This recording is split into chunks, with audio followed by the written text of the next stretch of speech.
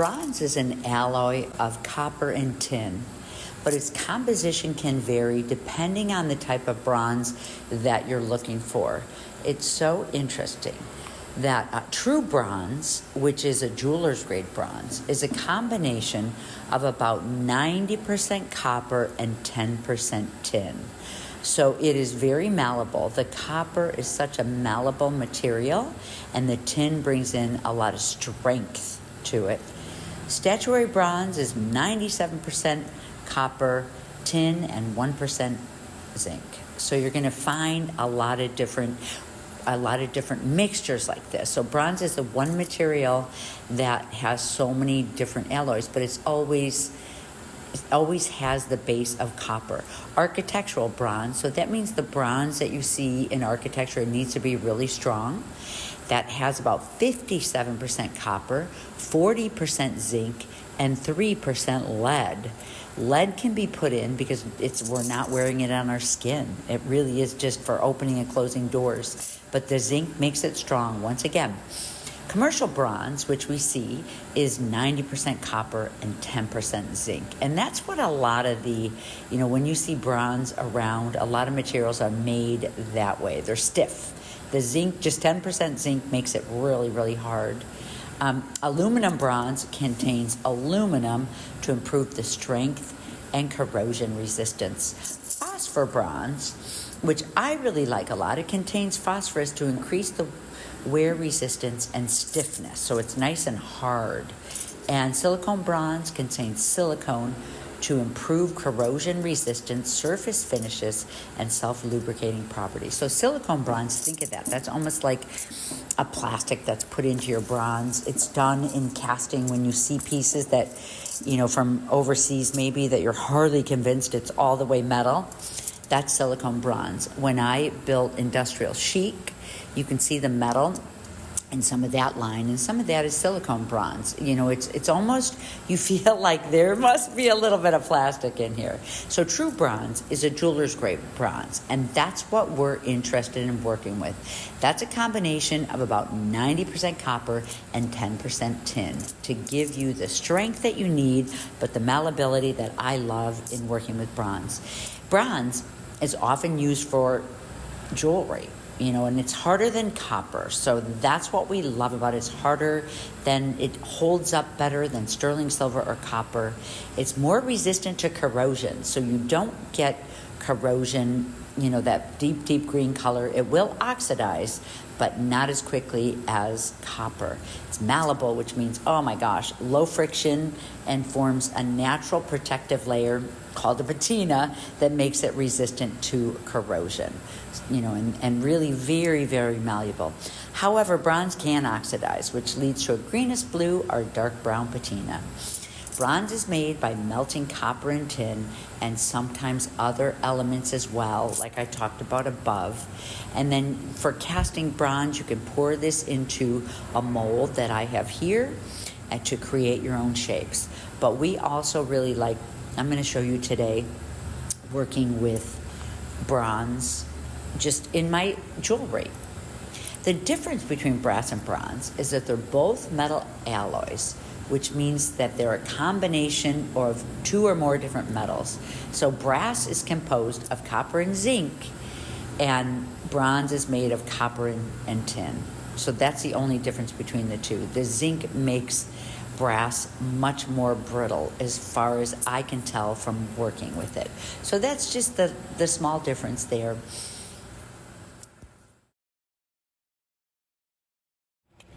Okay, here's two pieces of bronze that I'm just going to cover with the flux, same flux that we use in silver.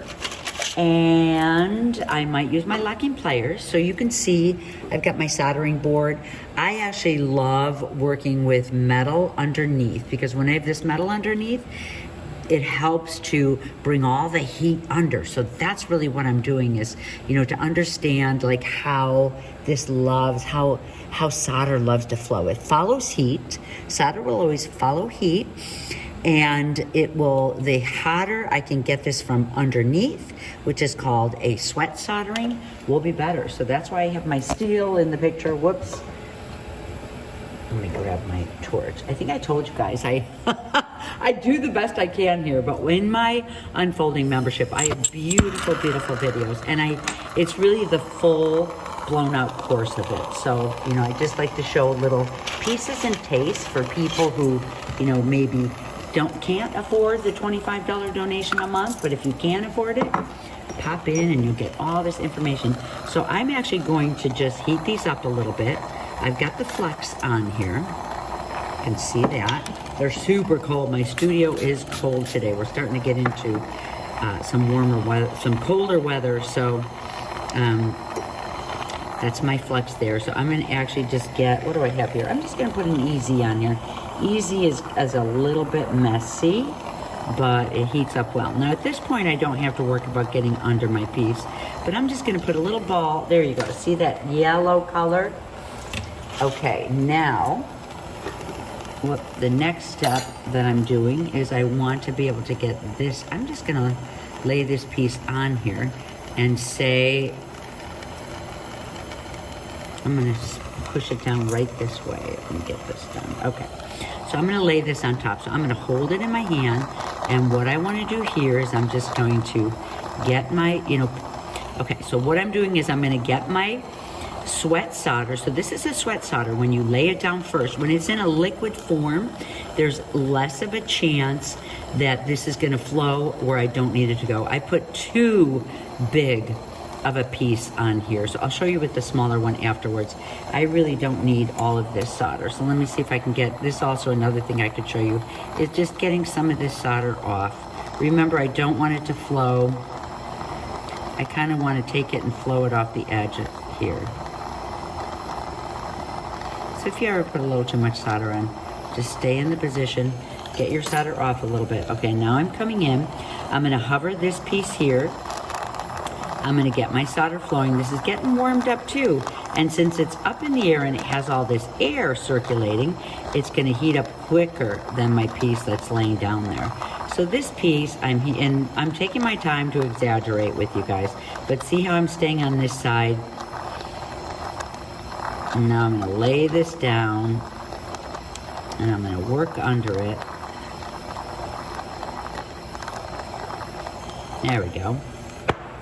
See that nice union? I did get a little bit too much on the side because I laid it there. So that is something, this side here. So depending on this side here is beautiful. You can see that. That side there has a little bit. So what I'm gonna do is this side here, I'll be able to show you guys. This is I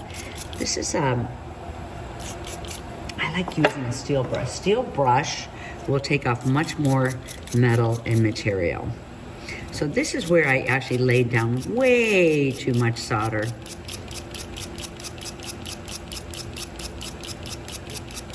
So I'm gonna actually use a little burr to brush some of that off. But if this is my front side, you can see how beautiful that turned out. I'm gonna get it cleaned up and I'll show you guys this join in just a minute. But I guess it's as simple as that. It's sweat solder, putting it down. You could use, depending on what stage you are in your process, either using a hard, medium, or soft, but that's the way to use sterling silver. I also have, there's actually bronze solder that you can buy, and I'll show you a picture of that soon. So here's my edge. With a little bit of that extra silver, I just cleaned it up a little bit. Here's the beautiful edge that is actually going to be the front because it has not flowed over in this way. So I'm going to show you two tools. I'm just going to work on this a little bit. This is for your Dremel, and this will actually get in here and clean up any of this silver that's left. But you can see the beautiful color. You can see, the copper color in here, but man, I just love it so much better than copper. Copper actually tarnishes so quickly in jewelry, and it could be heavy if it's not polished up. So it's good to seal copper, but bronze you don't have to seal as much. This is also like a little bit of a rubber tool here that has diamond bits in it that I can get in and clean it up. It's a nice smooth one. So I'm just gonna put you on, I'll show you a little bit of cleanup and show you this piece in just a second. Hi guys, look at my nice big drilling area. I decided to set it up where I have so much room here so I can put all my stuff that I want here. and then also be able to use my drill and my tools. Oh my gosh. You guys are probably catching me at one of the few times. I'm trying to keep it clean, but I'm actually having to clean up. You guys know I'm starting my move probably at the end of the month. So, yay, I have to get things packed though in an order. So I want to try to get some of this work done. It's actually a good week for me to move. It's that week between Christmas and New Year's. No, I'm sorry. It's the week between Thanksgiving and Christmas. Right, Thanksgiving, right after Thanksgiving, and that's usually when I'm in Mexico teaching my workshop, but not this time. So come on over a little closer. I'm going to show you guys. I'm going to put this down a little bit, fix you guys in here so you guys can see what I'm doing. I'm just going to polish it up a little bit. Oops, there went my... Okay. So you do want something a little bit more abrasive when you're cleaning your... So this is actually the steel brush that I talked about. You can put your gloves on for this if you feel like you're going to get in the way. And this is the side that has that little bit of silver. So it's just really a little bit of cleanup. You know, if you're soldering a big piece, you really want to make sure do all your soldering from the back side. And use the tiniest bit of silver that you possibly could use, because you don't want to have to go back in and do all this cleanup later.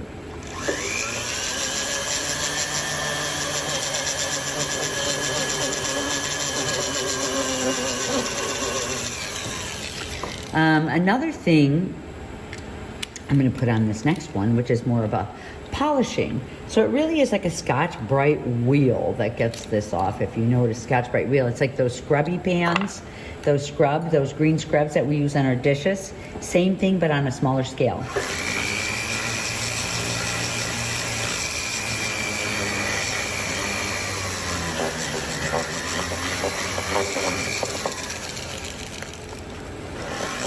Okay, but again, that's the backside. So this is how my backside can get as pretty as my front side. So you guys enjoy this technique. That's how you really solder the smallest piece of solder you can.